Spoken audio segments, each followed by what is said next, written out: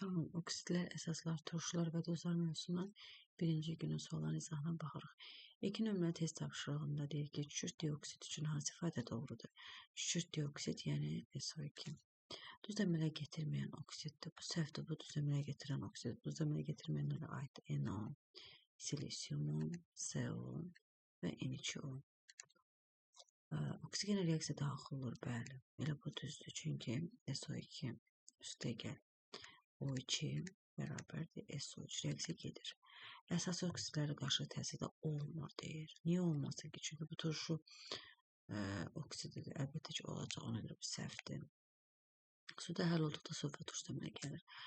Xeyr, suda həll olanda sulfit turşusu əmələ gəlir. H2SO3 SO3 sulfat isə SO4'dür. Bu səhvdir. Qələvlər reaksiya daxil olmur deyir. Turşu xassəli olacaq. Bu səhv ifadədir. Keçirik növbəti 8 nömrəli test tapşırığında.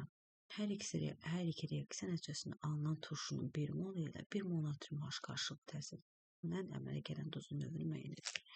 Yəni burada soyuq su və qaynar su var və hər ikisi PCO5-lə difosfor pentoksinlə reaksiya daxil olur və müəyyən turşular əmələ gəlir. Həmin turşunun 1 mol ilə 1 mol natrium H-ın reaksiyasını yazacağıq və baxacağıq görək bu duz hansı növdür.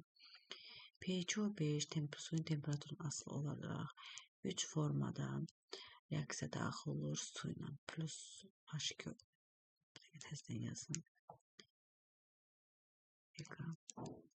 Deməli P2O5-in su ilə reaksiyası nəticəsində temperatur əgər 0 dərəcə Selsiusdirsə, burada HPO3 metafosfat PCO5-in su ilə otaq temperaturunda 20 dərəcə ilıq halda girəndə H4P2O7 pirofosfat və PCO5 su ilə qaynar formada 100 dərəcədə reaksiya daxil olursa H3PO4 ortofosfat əmələ gəlir.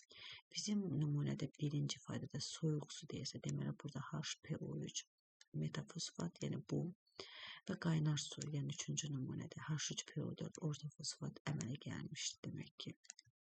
Və həmin əmələ gələn turşuların 1 mol ilə 1 mol natrium H gələk görək necə bir duz yaranır. Birinci ifadədə bizdə yəni burada HPO3'dür. HPO3'ün üzərinə 1 molun üzərinə 1 molda natrium H gələrəmsə, görək bu turşu necə əsaslıdır? Bir əsaslıdır, bir H var. Bu isə bir turşulu əsaslı bir OH var. Turşu və əsas arasında normal duz əmələ gələcək natrium, NO3 və su. Bu neytrallaşma reaksiyasıdır.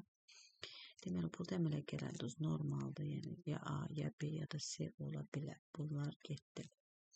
İkinci ifadəyə baxırıq. Qaynar su, yəni söhbət H3PO4-dən, ortofosfatdan gedir. Bunun üzərinə 1 mol natrium OH gəlirəm. Bunun üzərinə gəlirəm natrium OH. Və əgər 1 mol gəlirəmsə, bu da 1 mol turşudur. 1 mol turşudur və 3 əsaslı turşudur. Burada bir dənə natrium var. Deməli, natrium bir dənə H-ı çıxarıb yerində duracaq. Olacaq natrium, H-ın biri gedib, natrium gəlib, qalıb 2H və PO4 qalıb. Əgər duzun tərkibində hidrogen varsa, bu turş duzu olacaq. Adlandırılması belədir. Natrium dihidroortofosfat 2H olsa D deyirik. Bunun da növü turşdur, yəni C variantı. Sonra davam edirik. 13 nömrəli test tapşırığına baxırıq. Hansı reaksiya nəticəsində alınan maddələrdən biri natrium hidroksid məhdud reaksiya daxil olur. Natrium hidroksid, yəni natrium OH bu qələvin əsası xassəlidir. Demək ki, bu daxil olursa deyirsə ya bu turşu olmalıdır, ya turşu oksidi olmalıdır, ya da ki, amfoter bir maddə olmalıdır ki, bu natrium OH-ın girsin. Burada dəmir hidroksidin parçalanması nəzərinizə çatdıraq ki, yadımıza salaq ki, əsaslardan, suda həll olan əsaslar, qələvə və qələvə torpaqlı əsaslar parçalanır, digər isə parçalanır. Ona görə burada dəmir hidroksid parçalanında uyğun valentlik göstərən oksigen və suya parçalanır və bu əsası xassəli olduğuna görə natrium OH reaksiya girmir. B-də kalsium su reaksiyası nəticəsində kalsium hidroksid alınır. Kalsium hidroksid alınır və hidrogen alınır əlavə. Bu da əsasi xassələr olduğuna görə natrium OH reaksiyası daxil olmayacaq. Sonra kalium hidridin suyuna reaksiyası. Burada kalium OH və hidrogen alınır. Bu da əsasi xassələr olduğuna görə qələbinə girməyəcək. Burada maqnezium oksid və su alınır. Bu da əsasi xassələrdə girməyəcək. Burada isə sink oksid və su alınır. Bu isə amfoter olduğuna görə gedəcək. Yəni natrium OH reaksiyası girəcək. Və 16-cı suala baxırıq. Hansı duzun parçalanması nəticəsində oksigen alınmır? Nitrat turşusunun duzlarının parçalananda oksigen mütləq şəkildə alınır. Bunun nitrat turşusunun özü keçəndə, duzların parçalanması keçəndə nitrat turşusunun duzlarında keçəcək. Amma hal-hazırda yadda saxlayaq ki, nitrat turşusunun duzları parçalananda mütləq oksigen alınır. Ancaq ammonium nitratı çıxmaq şərti ilə cavab burada E-dir. Çünki NH4NO3 parçalananda burada N2O və H2O su alınır. Yəni 2 mürəkkəb maddə alınır. Burada oksigen alınmır. 16 nömrəli test tapşırığında cavab olacaq E variantı. 3 nömrəli testə baxırıq. Hansı reaksiya nəticəsində alınan maddələrdən hər ikisi natrium hidroksid, yəni natrium OH qələbisi ilə reaksiya daxil olur. Burada ammoniak temperatur nəticəsində reaksiya irəlidə N2 və su alınır. Hər ikisi deyirsə, burada reaksiya ümumiyyətlə getməyəcək. Natrium OH suda həll olur, amma N2-də həll olur, düzdür. Amma N2-də olmayacaq, bu səhvdir. Kalsium karbonat parçalanda kalsium oksidi və karbon qazına parçalanır. Karbon qazı turşu oksidi də qələbi ilə girir, amma kalsium oksidi əsasidir, bu girmir, bu səhvdir.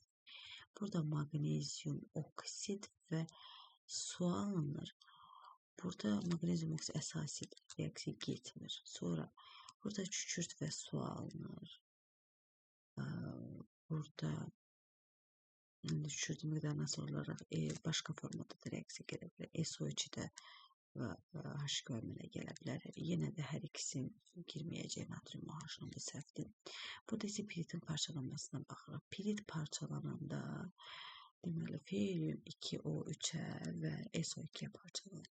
Parçalanmır, daha doğrusu reaksiya gedəndə bunlar alınır. Və bu maddələrin hər ikisi natrium OH reaksiyası daxil olacaq. Çünki bu amfoter xassəlidir, bu turşu xassəlidir və bunların hər ikisi əsasi xassəli natrium hidroksidlə, yəni natrium OH reaksiya daxil olur. Cavab burada E variantı.